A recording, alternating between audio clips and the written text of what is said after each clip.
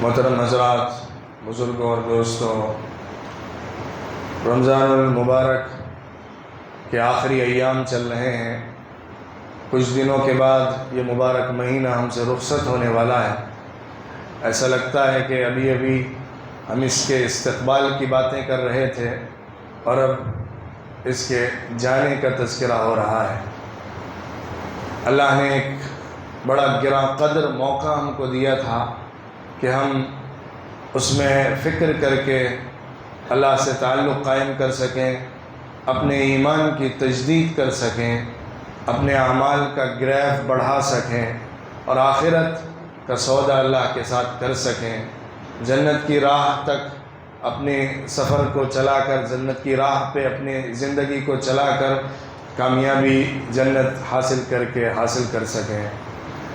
دوستوں، زندگی ایک سفر کا نام ہے جس میں ہم اپنی پیدائش سے آغاز کرتے ہیں اور اپنی موت پر اس کا اختتام کرتے ہیں۔ ہر گزرنے والا لمحہ، ہر گزرنے والا سیکنڈ اور ہر آنے والی گھڑی ہماری زندگی کی ڈور کو کھینچ رہی ہوتی ہے۔ ہمارا یہ سفر دھیرے دھیرے اپنی انتہا اور اپنے آخری انجام کی طرف چلتا رہتا ہے، یہاں تک کہ موت اچانک ہمیں اپنے منہ میں لے لیتی ہے۔ موت کو یاد رکھنا، موت کی فکر کرنا، موت کے بعد کی زندگی کی فکر کے ساتھ زندگی گزارنا، یہ کامیابی کے لیے انتہائی ضروری اور اہم ترین نسخہ ہے۔ رمضان ختم ہوگا، ہمارے لیے زندگی روزمرہ جیسے رمضان سے پہلے گزرتی تھی اسی روٹین پر آنے لگے گی۔ دھیرے دھیرے رمضان کا اثر بھی کم پڑنے لگے گا۔ ہم نے کتنا اسٹاک کیا ہے رمضان کی رحمتوں یا رمضان کی اسپریچولیٹی کا اسٹاک کتنا ہے ہمارے اندر، اس کے اعتبار سے ہم آگے کے دنوں کو طے کرتے رہیں گے، یہاں تک کہ جب وہ اسٹاک ختم ہو جائے گا تو عام زندگی کی طرف ہم پلٹ آئیں گے، جیسا کہ روز کی زندگی ہم غفلت کے ساتھ گزارتے رہتے ہیں۔ رمضان اسی لیے دیا گیا تھا تاکہ ہم اس غفلت سے باہر آ جائیں اور اپنی زندگی کے مقصد کو پہچاننے والے بن جائیں، تاکہ رمضان کے بعد کے دن جو ہم کو ملنے والے ہیں اس میں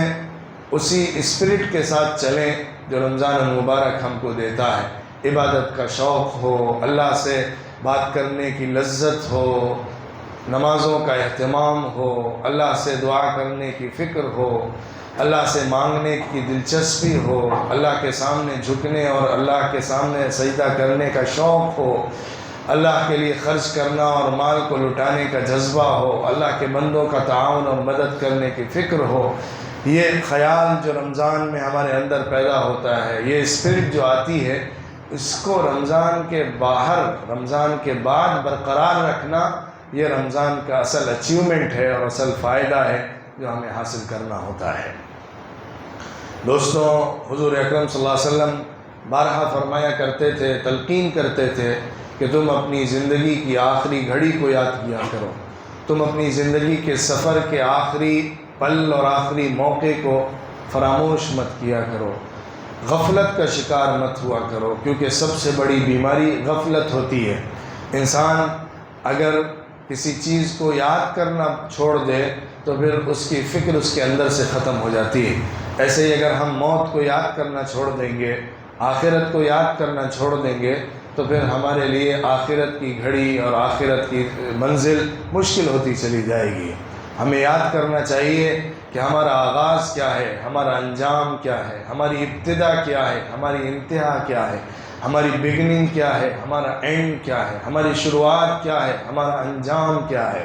کہاں سے ہم چلے تھے اور کہاں تک جا رہے ہیں، کہاں تک ہم کو پہنچنا ہے۔ ہر ایک جو دنیا میں آیا ہے اس کو دنیا سے رخصت ہونا ہی ہونا ہے، آج نہیں تو کل، کل نہیں تو پرسوں، ایک نہ ایک دن دنیا اس کے لیے سمیٹ دی جاتی ہے اور آخری گھڑی اس کے لیے لے کر آئی جاتی ہے۔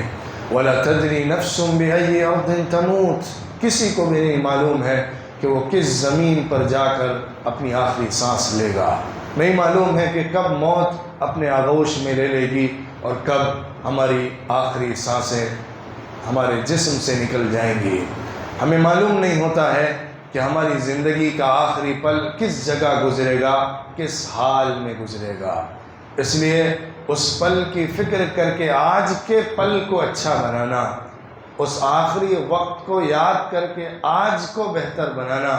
یہ اصل کام ہے جو ایمان والے کو کرنا چاہیے۔ حضور اکرم صلی اللہ علیہ وسلم نے حضرت عبداللہ ابن عمر رضی اللہ عنہ کے کاندھے کو پکڑ کر ان کو نصیحت فرمائی، کن فی الدنیا کأنک غریب او عابر سبیل، دنیا میں ایسے رہو جیسا کہ اجنبی ہو، پردیسی ہو، جیسا کہ اپنے دیس اور ملک اور وطن سے باہر کسی جگہ بسے ہوئے ہو، یا اس طرح سے جیسا کہ راہ گزر رہے ہو، جرنی میں ہو، سفر کی حالت میں ہو، روڈ کے اوپر ہو، چل رہے ہو، اپنے سفر کو طے کر رہے ہو، تو جس طرح تم اپنی منزل کی طرف رواں رہتے ہو، اپنے انجام کی طرف بڑھتے رہتے ہو، اپنی آخری منزل اور آخری ڈیسٹینیشن کا سفر کرتے رہتے ہو، ایسے ہی تم اپنی زندگی کو بھی سمجھنے لگو، اپنی زندگی میں اتنا ہی سمیٹو جتنا کہ تمہیں ضرورت ہے، اور بعد میں جو کام آنے والا ہے اس کو تیار کرنے کی فکر کرو، جو تمہیں آخری منزل میں فائدہ پہنچانے والا ہے اس کی فکر اور اس کا خیال کرو۔ نیند ایک علامت ہے موت کی، نیند موت کی بہن ہے۔ اللہ رب العزت نے قرآن پاک میں نیند کے حوالے سے موت کو یاد دلایا ہے، نیند کا تذکرہ کر کے موت کا تذکرہ فرمایا ہے۔ اللہ یتوفی الانفس حین موتها والتي لم تمت في منامها فيمسك التي قضى عليها الموت ويرسل الأخرى إلى أجل مسمى۔ جب آدمی سوتا ہے تو اللہ اس کی روح کو پکڑ لیتا ہے، نکال لیتا ہے۔ انسان بہت ساری چیزوں سے غافل ہو جاتا ہے، دیکھنے، سننے اور چکھنے، مطلب حواس ایک لمٹ کے اندر انسان کے محدود ہو جاتے ہیں، بند ہو جاتے ہیں، یا ان کا رشتہ ہمارے جسم کے ساتھ ایک حد تک ٹوٹ جاتا ہے۔ تو اللہ فرماتا ہے کہ اس کے بعد اگر ہمارا فیصلہ ہوتا ہے کہ اس کی روح کو دوبارہ جسم میں واپس کر دیا جائے تو روح واپس آ جاتی ہے، اور اگر اللہ کا فیصلہ ہو جاتا ہے کہ اس روح کو اب دوبارہ جسم کے ساتھ رشتہ نہیں باندھنے دیا جائے گا تو روح روک لی جاتی ہے اور جسم بے جان مردہ ہو جاتا ہے۔ ہر روز نیند ہمیں موت کی یاد دلاتی ہے۔ سونے سے پہلے ہمیں پتہ نہیں ہوتا ہے کہ اس سونے کے بعد اٹھنا نصیب ہوگا کہ نہیں نصیب ہوگا۔ ہمیں معلوم نہیں ہوتا ہے کہ کل صبح کی روشنی ہماری آنکھیں دیکھ پائیں گی کہ نہیں دیکھ پائیں گی۔ ہمیں خبر نہیں ہوتی ہے کہ کل ہم کو زندگی کی لذت ملے گی کہ نہیں ملے گی۔ ہمیں پتہ ہی نہیں ہوتا ہے کہ بستر سے کل صبح ہم خود اٹھیں گے یا ہم کو اٹھایا جائے گا۔ ہمیں معلوم نہیں ہوتا ہے کہ یہ بیڈ جس پر آج ہم پڑھ کر آرام کر رہے ہیں کل ہماری آخری نیند تو نہیں بن جائے گا۔ ہمیں خبر نہیں ہوتی ہے۔ اللہ رب العزت نے فرمایا ہے کہ کل کیا ہونے والا ہے تمہیں کچھ معلوم نہیں ہے۔ وَمَا تَدْرِي نَفْسٌ مَاذَا تَكْسِبُ غَدًا وَمَا تَدْرِي نَفْسٌ بِأَيِّ أَرْضٍ تَمُوتُ، کسی نفس کو بھی معلوم نہیں ہے کہ کل کیا وہ حاصل کرنے والا ہے، کسی نفس کو بھی معلوم نہیں ہے کہ زمین پر وہ مرنے والا ہے۔ أَيْنَمَا تَكُونُوا يُدْرِككُّمُ الْمَوْتُ وَلَوْ كُنْتُمْ فِي بُرُوجٍ مُشَيَّدَةٍ، تم کہیں بھی رہو موت ضرور آ کر تم کو پکڑ لے گی۔ اگر تم بڑے بڑے محلوں کے اندر ہوگے، اگر تم بڑے بڑے قلعوں کے اندر بند ہوگے، پھر بھی موت کا فرشتہ آ کر تمہاری روح کو ضرور قبض کر لے گا۔ موت سے پہلے جو موت کی حالت ہوتی ہے، موت کے سکرات ہوتے ہیں، جو روح کے نکلنے کا وقت ہوتا ہے وہ بڑا سخت ہوتا ہے۔ انسان کا جسم اپنی سب سے محبوب چیز سے جدا ہو رہا ہوتا ہے۔ انسان پوری زندگی موت سے ہی لڑتا رہتا ہے، انسان موت سے بھاگتا رہتا ہے، انسان موت سے بچنے کے لیے سارے جتن کرتا ہے، اپنا سب کچھ لگا سکتا ہے، مال و دولت، عزت، نام، شہرت، سب کچھ قربان کر سکتا ہے زندگی کے ایک پل کو خریدنے کے لیے۔ اور انسان تھوڑا سا بیمار ہو جائے بھاگتا پھرتا ہے اپنی صحت یابی کے لیے، ذرا تکلیف ہو جائے اپنی صحت اور اپنی شفا کے لیے تمام جتن کرتا ہے، ذرا کسی طرح کی پریشانی میں مبتلا ہو جائے، اس سے نکلنے کے لیے تمام تر فارمولے استعمال کرتا ہے۔ انسان موت سے ڈرتا ہے اور موت سے بھاگتا ہے، لیکن سب سے بڑی سچائی اس کی زندگی کے لیے موت ہی ہے، جو ہر حال میں آ کر پکڑ ہی لیتی ہے۔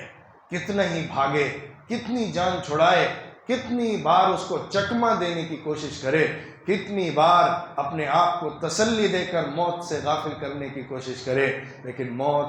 آنی ہے تو آنی ہے، اپنے وقت پر آنی ہے۔ اللہ فرماتا ہے لا يستقدمون ساعة ولا يستأخرون، جب آتی ہے تو نہ ایک پل آگے ہوتے ہیں نہ ایک پل پیچھے ہوتے ہیں، اپنے وقت پر آ کر پکڑتی ہے اور اسی وقت میں انسان کا خاتمہ ہو جاتا ہے۔ سانسیں گنی ہوئی ہیں، اللہ کی طرف سے تقسیم کی گئی ہیں، اللہ کی طرف سے گن کر رکھی گئی ہیں۔ انسان کی زندگی کا ایک ایک سیکنڈ اللہ کی طرف سے طے شدہ ہے، اور یہ بات کوئی مرنے کے قریب اللہ کی طرف سے نہیں بتائی جاتی ہے۔ جب بچہ ماں کے پیٹ میں ابھی 4 مہینے کا ہی ہوتا ہے، اللہ کی طرف سے اس کا پوری زندگی کا چارٹ فرشتوں کو ہینڈ اوور کیا جاتا ہے۔ فرشتے لکھ دیتے ہیں اسی موقع پر کہ کیا کچھ کرنے والا ہے اور کہاں پر مرنے والا ہے، کس طرح سے مرنے والا ہے، کس عمر میں مرنے والا ہے۔ ہر چیز اللہ کی طرف سے ماں کے پیٹ میں رہنے والے بچے کے لیے لکھ دی جاتی ہے اور طے ہو جاتی ہے۔ تو اس موت سے غفلت، اس موت سے دوری، اس موت کو یاد نہ رکھنا، اس موت کی فکر نہ کرنا انسان کے سب سے زیادہ گھاٹے اور نقصان کی چیز ہے۔ جو آدمی اپنی موت کو یاد رکھے گا اور مرنے کی فکر کرے گا، وہ اپنی زندگی کو اچھا بنا لے گا، کیونکہ وہ ہر دن اپنے آخری دن کی طرح گزارے گا، ہر پل اپنے آخری پل کو سمجھ کے وہ زندگی بسر کرے گا۔ اسے موت یاد ہوگی تو وہ موت کے بعد کے حساب کتاب کو یاد رکھے گا، اسے موت یاد ہوگی تو اللہ کے سامنے حساب اور کتاب دینے کا خیال رہے گا، اسے موت یاد ہوگی تو قبر کی زندگی بھی یاد رہے گی، اسے موت یاد ہوگی تو جنت کی بھی فکر ہوگی، موت یاد ہوگی تو جہنم کا بھی ڈر ہوگا، موت یاد ہوگی تو سب کے سامنے نام اعمال کے ملنے کا بھی خیال ہوگا، اور موت یاد ہوگی تو زندگی کے چھوٹنے کا بھی خیال رہے گا، دنیا کے جدا ہونے کا بھی خیال رہے گا۔ وَجَاءَتْ سَكْرَةُ الْمَوْتِ بِالْحَقِّ ذَلِكَ مَا كُنْتَ مِنْهُ تَحِيدُ، موت کی گھڑی آ چکی ہے، موت کے سکرات کا عالم شروع ہو چکا ہے۔ تم اسی سے بھاگ رہے تھے، تم اسی سے جان چھڑا رہے تھے، تم پوری زندگی اسی سے لڑ رہے تھے، تم اسی وقت سے اپنے آپ کو بچا رہے تھے، یہ آیا، تم جس سے بھاگ رہے تھے اس نے آ کر تم کو پکڑ لیا۔ قُلْ إِن كُنتُمْ تَفِرُّونَ مِنْهُ فَإِنَّهُ مُلَاقِيكُمْ، اگر تم موت سے بھاگ رہے ہو، کان کھول کر سن لو، پیچھے سے آ کر پکڑ لے گی۔ کتنا بھاگو گے، کہاں بھاگ کر جاؤ گے؟ اللہ نے بڑی بڑی قوموں کو یاد دلایا ہے کہ اگر تم اپنے آپ کو بڑے بڑے محلوں میں قید کر لو، سارے دروازے بند کر لو، ایک سرا ایک ذرہ برابر کوئی تھوڑا سا حصہ بھی کھلا مت چھوڑو، وہاں پر بھی موت کا فرشتہ آ کر تمہاری روح کو قبض کر لے گا۔ اللہ فرماتا ہے کہ جو لوگ موت کی حالت میں ایمان کے ساتھ نہیں رخصت ہو رہے ہوتے ہیں، ان کی روح کو بڑی سختی کے ساتھ نکالا جاتا ہے، ڈراؤنی شکل میں فرشتے آ کر ان کی روح کو مخاطب کر کے کہتے ہیں اخرجوا انفسکم اليوم تجزون عذاب الہون،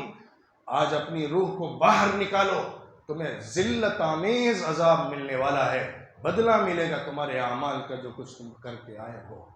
جو اچھے لوگ ہوتے ہیں، نیک لوگ ہوتے ہیں، ان کو بھی موت کی سختی سے تو گزرنا پڑتا ہے، البتہ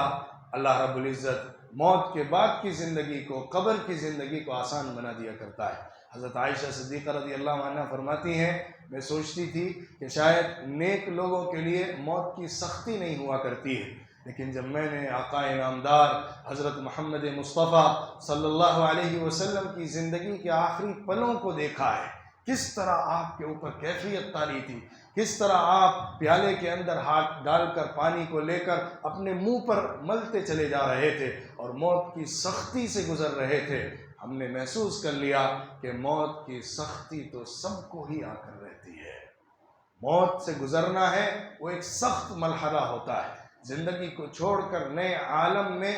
یہ ایک زبردست سفر ہوتا ہے جس میں ہمیں ایک جگہ سے دوسری جگہ منتقل ہو جانا پڑتا ہے۔ لہٰذا اس کی تیاری، اس کی فکر، اس کی سوچ، اس کو یاد کر کے اپنی زندگی گزارنا، یہ سب سے اہم کام ہے جو ایمان والا اپنے ایمان کے تحفظ کے لیے، اپنے آخرت کی کامیابی کے لیے کر سکتا ہے۔ ورنہ دنیا میں موت سے غافل کرنے والی چیزیں بہت ہیں، ہر وقت ہم کو موت سے غافل ہی کیا جا رہا ہے۔ دنیا نام ہی ہے موت سے غفلت کا، دنیا نام ہی ہے لذت کا، دنیا نام ہی ہے عیش کا، دنیا نام ہی ہے جسم کے مزے کا۔ انسان اسی میں مست ہو کر اپنی روح کو یہ بھول کر فراموش کر دیتا ہے کہ اس جسم کو چھوڑ کر آگے کی منزلیں اسی کو طے کرنی ہے۔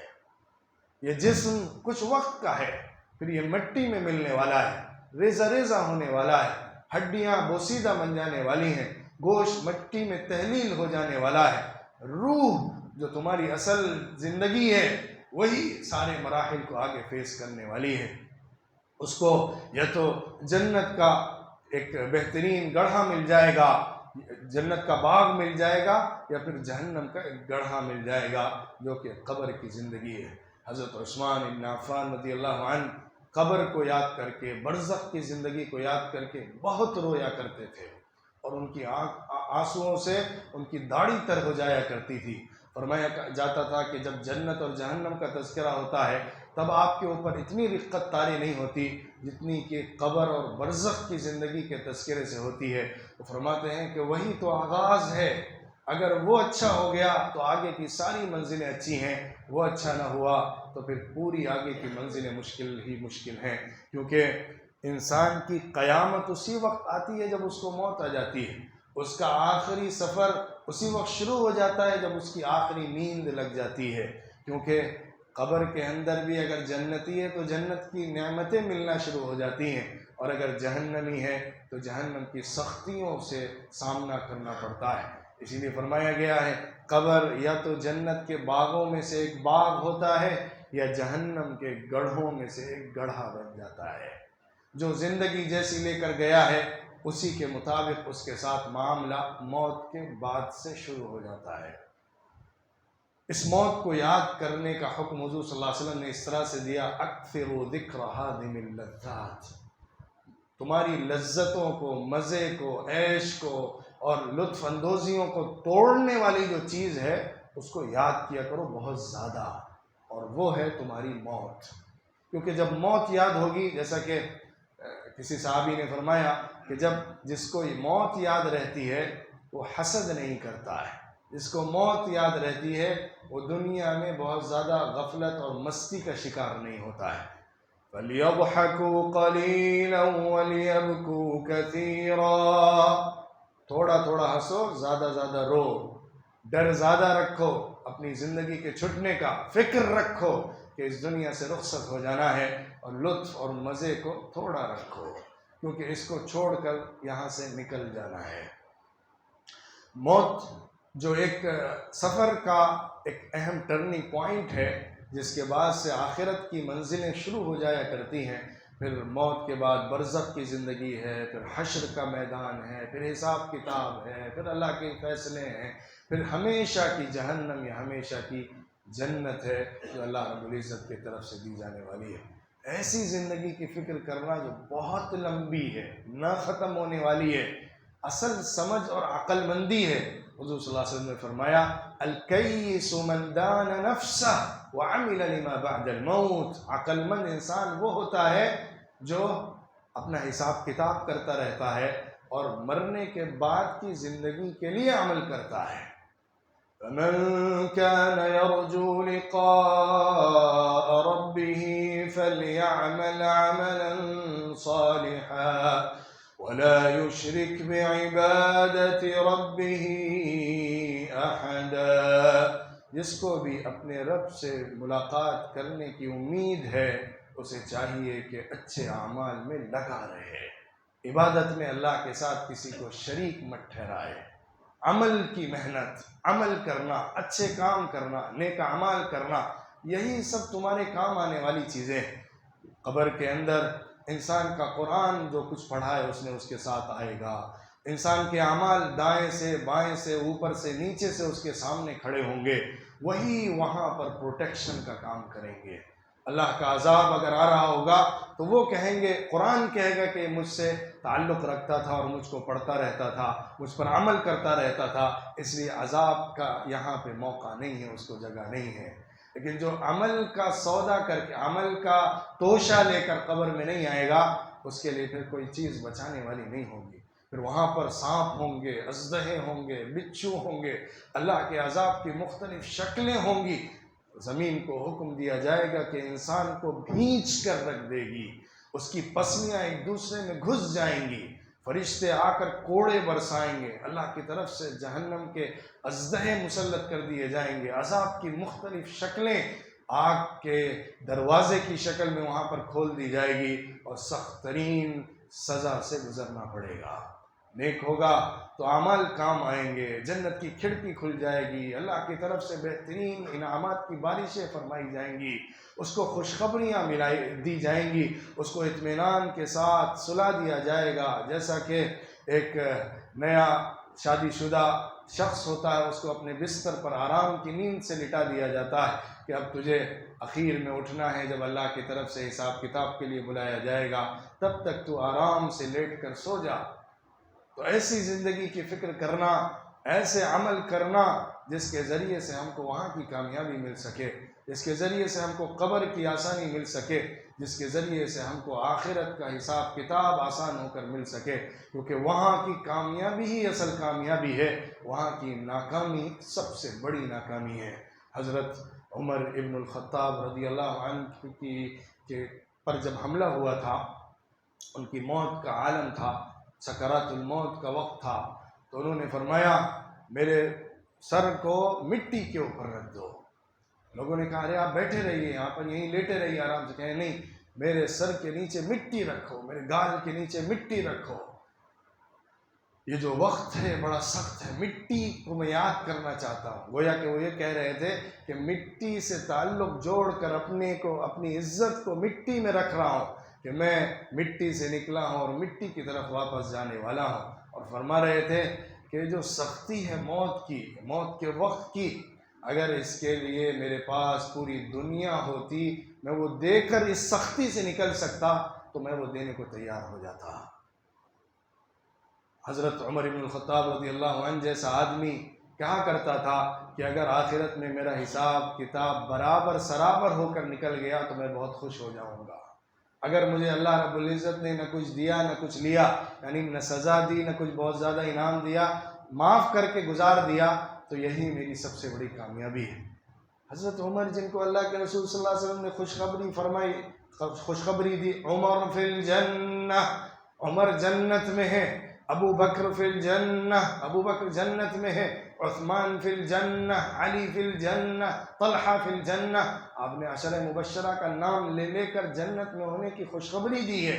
ان کا ڈر اپنے بارے میں ایسا تھا کہ پتہ نہیں آخرت میں کیا ہونے والا ہے۔ ہم نے حضور صلی اللہ علیہ وسلم کے بعد جو زندگی گزاری ہے معلوم نہیں کیسی گزاری ہے، ہم نے جو خلافت کی ذمہ داری سنبھالی ہے معلوم نہیں کتنا انصاف کیا ہے، معلوم نہیں اللہ کے سامنے ہمارا حساب کتاب پورا برابر سرابر بے باک ہو پائے گا کہ نہیں ہو پائے گا۔ اس فکر میں، اس ڈر میں ان کی طرف سے جو تڑپ تھی، جو آخرت کی فکر تھی، وہ اس بات کا پیغام دیتی ہے کہ ہم جو گناہ کرتے رہتے ہیں صبح و شام، ہماری زندگی جو گناہوں سے لت پت ہوتی ہے، صبح شام مختلف گناہوں کو ہماری طرف سے صادر کیا جاتا رہتا ہے، ہمیں کتنا ڈر ہونا چاہیے اس موت کا، کتنی فکر ہونی چاہیے اس آخرت کی جس میں ہم کو جانا ہے اور جہاں پہ ہم کو اصل منزل میں پہنچنا ہے۔ اس لیے رمضان المبارک میں خاص طور پہ جو فکر ہمارے اندر دینی پیدا ہوئی ہے، اللہ سے تعلق کا جذبہ پیدا ہوا ہے، ایمان کی رمق جاگی ہے، عبادت کی لذت حاصل ہوئی ہے، راتوں کی عبادت کے ذریعے سے جو قرآن سے رشتہ بندھا ہے، اس رشتے کو قائم رکھنا ہے۔ اپنے آگے کے پورے سال کے اندر اس زبردست رمضان کے اثر اور امپیکٹ کو برقرار رکھنا ہے، تاکہ ہمارا ہر دن ہمیں جنت سے قریب کرنے والا ہو، ہمارا ہر عمل جنت میں ہمارے درجات کو بلند کرنے والا ہو، ہماری ہر بات اللہ کو راضی کرنے والی ہو، ہمارا ہر قدم اللہ کے رسول صلی اللہ علیہ وسلم کے ساتھ جگہ دلانے میں معاون بننے والا ہو، اور ایسا نہ ہو کہ رمضان گزرے اور ہماری زندگی اسی غفلت میں پڑ جائے جس غفلت سے نکل کے ہم نے رمضان سے فائدہ اٹھایا تھا۔ ایسا نہ ہو کہ ہماری زندگی پھر انہی مشغلوں میں لگ جائے جن مشغلوں نے ہماری زندگی کے سب سے بڑے سکون کو چھینا ہوا ہے، عبادت سے دور کیا ہوا ہے، اللہ سے تعلق سے ہم کو توڑ دیا ہے، اور ہمارا صحیح رشتہ دین کے ساتھ جو ہوتا ہے اس کو برقرار نہیں رکھا ہے۔ ہمیں فکر کرنی ہے کہ زندگی کا وہ روٹین بنے جو رمضان کے اثرات کے تابع ہو، ہماری عبادتیں وقت پر ہوتی ہوں، نمازوں کا اہتمام وقت پر رہے، جماعت کے ساتھ نماز کا اہتمام رہے، تلاوت قرآن پاک کی تلاوت کا اہتمام رہے، دین کی مجلسوں میں حاضر ہونے کا اہتمام رہے، دین کو سیکھنے کا جذبہ رہے، اللہ سے دعا کا اہتمام رہے، ذکر اور فکر کا مشغلہ رہے، ہر آن اللہ کے سامنے جواب دینے کا احساس ہو، اور ہر پل میں اللہ کے حلال اور حرام کی فکر ہو، کھانے پینے سے رک کر ہماری یہ ٹریننگ ہو گئی ہو کہ کھانے کے باہر یعنی رمضان کے باہر ہم ہر اس چیز سے رکنے والے ہوں جس سے اللہ نے روکا ہے، اس چیز کو لینے والے ہوں جس کو اللہ نے دیا ہے، اللہ کے حکموں کی تابعداری کے ساتھ زندگی گزارنے والے ہوں۔ یہ فکر پیدا ہو جانی چاہیے، یہ جذبہ بیدار ہو جانا چاہیے، اور ہمارا آنے والا کل رمضان کے بعد کی عید اللہ کی طرف سے ایسا تحفہ ہونا چاہیے، ایسا انعام ہونا چاہیے کہ گویا کہ جنت کا سرٹیفکیٹ دنیا میں دے دیا گیا۔ ایسا ہوتا ہے اللہ کی طرف سے۔ جو رمضان کی آخری رمضان ختم ہونے کے بعد عید سے پہلے کی رات ہوتی ہے اس کو لیلۃ الجائزہ کہا جاتا ہے، انعام کی رات۔ اس میں اللہ کی طرف سے انعام دیا جاتا ہے ان لوگوں کو جن لوگوں نے رمضان المبارک کو اللہ کی صحیح عبادت میں گزارا ہوتا ہے، ان کو گویا کہ اللہ کی طرف سے جنت کا پروانہ دیا جاتا ہے، جہنم سے خلاصی کا اعلان کیا جاتا ہے۔ وہی لوگ ہوتے ہیں جو رمضان کے پورے فائدے کو اپنے اندر لے کر آگے کی زندگی میں اس کے مطابق اپنے عمل کو اور اپنی زندگی کو گزارنے والے ہوتے ہیں۔ اللہ رب العزت ہم سب کے لیے رمضان کی برکتوں کو بار بار دیکھنا نصیب فرمائے، اور رمضان کے جو ایام گزر چکے ہیں ان کی سعادتیں ہم سب کو رحمتیں اور برکتیں عطا فرمائے، جو دن بچے ہوئے ہیں اس میں ہم سب کو مغفرت، رحمت اور آگ سے خلاصی کا پروانہ عطا فرمائے، ہم سب کو لیلۃ القدر عطا فرمائے، عبادت کے ساتھ، اللہ کی خوشنودی کے ساتھ، اس کی رضا کے ساتھ، اس کو خوش کرنے کے ساتھ، اس کی عبادت کے ساتھ، قرآن کی تلاوت اور ذکر و فکر کے ساتھ، اور اس کو ہماری زندگی کا وہ موقع بنا دے جو آخرت میں ہمارے لیے جنت میں جانے کا ذریعہ ہو، جنت کے بلند مقامات کو حاصل کرنے کا ذریعہ ہو۔ اور اللہ جن لوگوں کو تو نے اپنے پاس اس رمضان المبارک میں بلا لیا ہے ان کی مغفرت فرما، خاص طور پہ ہمارے رشتے کے دادا، آل انڈیا مسلم پرسنل لا بورڈ کے صدر اور ندوۃ العلماء کے ریکٹر حضرت مولانا سید محمد رابع حسنی ندوی رحمۃ اللہ علیہ کل دنیا سے رخصت ہو گئے ہیں۔ اللہ رب العزت ان کی مغفرت فرمائے، درجات بلند فرمائے، اعلیٰ مقام ان کو عطا فرمائے، اور ان کو اپنے پاس بلند ترین مقامات پر فائز کر کے نعمتوں سے مالا مال فرمائے، جنت میں ان کے خاندان کے لوگوں سے ان کی ملاقات فرمائے، ان کو جمع فرمائے، ہم سب کو ان کے اچھے کاموں کو لے کر آگے بڑھنے والا بنائے، اور ان کے ساتھ جنت میں جمع فرمائے، ہم سب کو اتحاد کے ساتھ، اتفاق کے ساتھ، محبت کے ساتھ، میل ملاپ کے ساتھ، دین کی خدمت کے ساتھ، اسلام کی دعوت کے ساتھ، اللہ کے پیغام کی نشر و اشاعت کے ساتھ زندگی گزارنے والا بنائے، اور کلمے پر موت نصیب فرمائے۔ وآخر دعوانا ان الحمد للہ رب العالمین۔